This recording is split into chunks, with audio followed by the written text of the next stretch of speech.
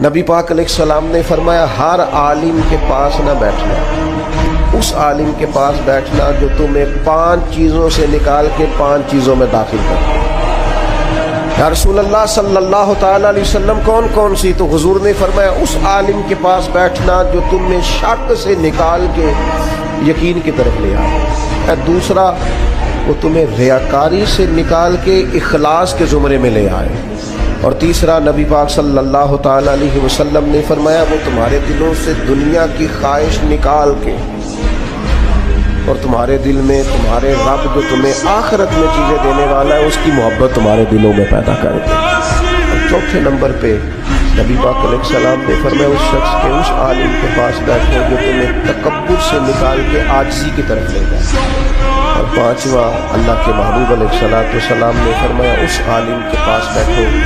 جو تمہیں دشمنی سے نکالے اور خیر خواہی کی طرف لے جائے، جس کے پاس بیٹھنے سے عداوتیں نہ بڑھے بلکہ تمہارے دل میں خیر خواہی کا جذبہ۔ یہ 5 چیزیں خود رسول کریم نے بیان فرمائی۔